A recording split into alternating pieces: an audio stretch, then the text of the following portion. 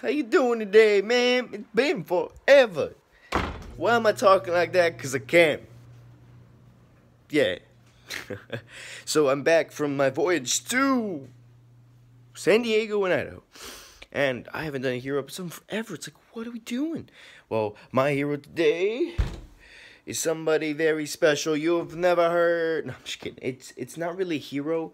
To be honest, I would say he's more of just a man. And this is something I want to talk about. So, it's gonna get dark. It's about the movie Sicario, and it's about Antonio, the guy, the killer, the crime lord, the man, the myth, the legend, the boogeyman, you want to call him. Well, let me tell you this: he is no hero to anything. It's an explanation to the corruptness of the world. The world is not a sunshine and rainbow, unicorns, and everything's pretty world. It's not. There is dark things that will happen, people that will do things to you, and other people that's unimaginable. They raped and killed his wife, and then they threw his daughter into a pool of acid, and she screamed and died, and it's horrible. So this man, he wasn't no better. He was also a Colombian drug lord person, per se. Anyways, he then decides that he wants revenge. So anybody who will help him out or pay for him to go kill these people that he himself does not want alive and will kill them, he will do. So he's essentially an evil man, and a man of just darkness and destruction, and he becomes a good guy in this movie in this way. If you're an American, he would essentially be a good guy because he's helping stop the war on drugs. But essentially, nothing ever changes no matter how much you do, because there is evil, darkness in this world, and the only way to beat it is to be evil. But it's a lot of evil. It's a war that might never be won. In fact, there might never be a day where there is no war. It's a lot of work to stop evil. It really is. Because evil is within us. It's why we have good. To create good people, you have to create an opposite force that creates well-being. If there was no evil in this world, I promise you this, there will become a point when people just don't act in a good and out, like going up to the top, doing things for the people, because they just live in a perpetual state of average, like nothingness. It's a state where people just live. They just do their thing because it's the thing to do. Whether it's good or bad, there's no such thing. It's just you live, and you start to come to a point. There comes a point in people's lives, and it's in stories and it's in movies, where a society like that ends up becoming corrupt in its own self. And then one day you realize this is all bad because it went too far, and because you went too far, the society lost emotions, and you just don't become this human character that you should be. Sometimes you have to lose your humanity to change the world, or make a difference, or stop evil, or do nothing but continue to fight a war that never ends.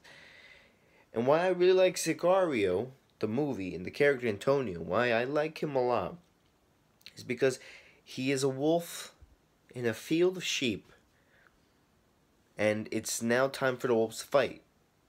So let's, for instance, the other character in the movie, the girl, she is pure good. The compass is all good. She will do things by the book, the rules, and she will not break any of them, and she just is morally a good person. So she's there. You're like, okay, so you would think the good person would make a difference. No, in fact, she gets in the way. She almost dies. She almost messes up things. She freaks out. She can't handle it. And this is not something more powerful than what I've learned from Jordan Peterson, but it's about becoming one with your dark side. And that's very important, because if you're not one with your dark side, how are you supposed to take out the evil in this world? If you don't realize that people can kill you, what makes you prepared to take on this evil? The people want to change the world and do all this great stuff, but you have to realize that people will come after you. Things will happen, and if you don't watch out for the darkness, you will become the person you hated in the beginning. That's why people end up destroying worlds or why villains are created. Have you ever watched a movie and realized that the villain might be right, but then you said, "Oh, he took it too far"? Yeah, that's because he did. He took it too far. It happens, and you can't say Antonio's a hero because he doesn't necessarily do anything heroic except just kill people and assassinate people. Like a John Wick. Except the reason why we view these characters as people we like or we look up to or heroes is because they make choices that most people won't make. Like, for instance, he could have killed the girl at the end. He didn't want to. But he said, if you don't do this, you're not gonna live. And I don't want that to happen. He does not just kill people. He's no longer this person that's you would look at and go, oh, he's killed people. Oh, no, he's got something up there that says, you don't deserve to die. I like you. And then with the whole Sicario 2 trailer coming out, it shows more of this person who's not an evil guy. He's somebody who wants to save. First of all, wanted revenge. Now they want him to stop more drug lords. And then it comes a point where maybe it's to save somebody. A hero is not always a guy wearing superhero clothing, the person who's the most righteous, the most good. Sometimes a hero is a person who's been through hell, who's even been a villain sometimes, who says, no, this is wrong, this is right, and I'm going to do it. Like, for instance, this is really extreme, but if there was a moment when the horrible man Hitler decides he's wrong and he decides to do something and save people's lives, he'd still be a horrible person, but he might die a hero to some people. And it's crazy because my friend Michael's doing a movie about a Nazi character who saves this Jewish girl, and she learns that he's a Nazi later on, and she hates him and blah blah blah, but she also ends up loving him because, and sees him as a hero because he brought her out of the slums, out of death, out of whatever. It's weird, but no matter what happens in your life, if you do the right thing for someone or something or some whatever happens, somebody will see you as a hero. No matter how much evil you've done, you've become a hero to someone. You've changed the paradigm. You've changed things in this world. And it doesn't matter how much evil you've done. If you can try and you can make an effort to change the world, if you can realize that you were wrong, then I think that's the most courageous thing. Because it's the most powerful thing. When you can change your evil nature and become good, I think it's even more profound because you are a more stronger person.